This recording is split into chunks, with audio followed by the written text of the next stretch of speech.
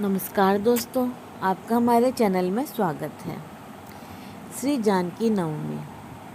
दोस्तों, बैसाख मास के शुक्ल पक्ष की नवमी को जानकी नवमी या फिर सीता नवमी कहते हैं।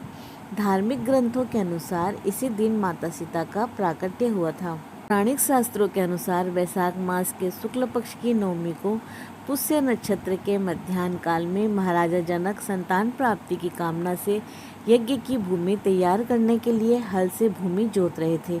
उसी समय पृथ्वी से एक बालिका का प्राकट्य हुआ।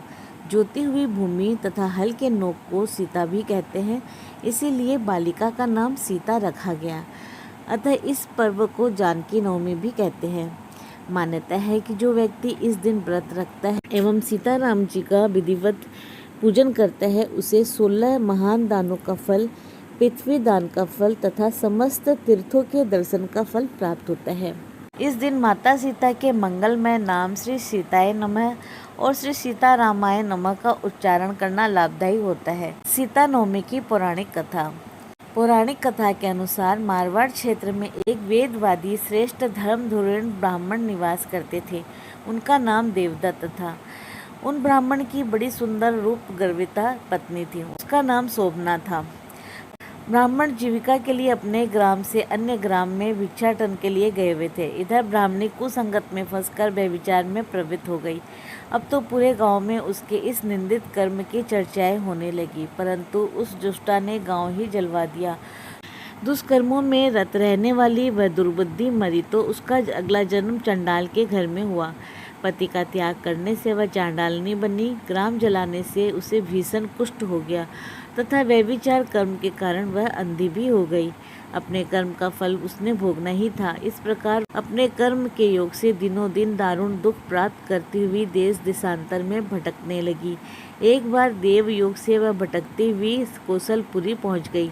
संयोगवश उस दिन वैशाख मास शुक्ल पक्ष की नवमी तिथि थी, जो समस्त पापों का नाश करने में समर्थ थी। सीता नवमी के पावन उत्सव पर भूख प्यास से व्याकुल वह दुखियारी इस प्रकार प्रार्थना करने लगी, हे सज्जनों, मुझ पर कृपा कर कुछ भोजन सामग्री प्रदान करो, मैं भूख से मर रही हूँ। ऐसा कहती हुई वह स्त्री श्री कनक भवन के सामने बने 1000 पुष्प मंडित स्तंभों से गुजरती हुई उसमें प्रविष्ट हुई।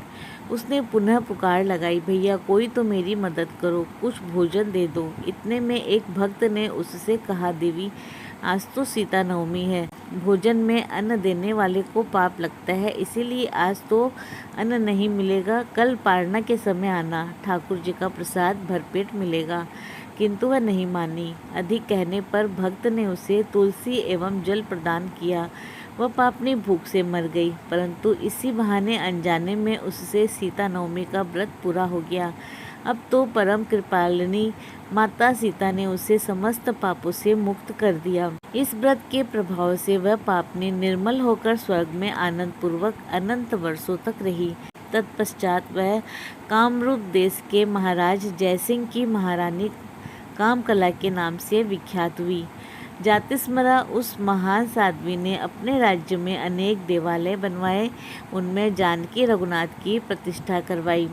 अतः सीता नवमी पर जो श्रद्धालु माता जानकी का पूजन अर्चन करते हैं तथा जो ये कथा सुनते हैं, उन्हें सभी प्रकार के सुख सौभाग्य की प्राप्ति होती है।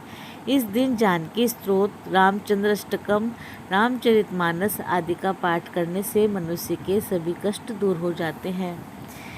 तो बोलो माता सीता की जय।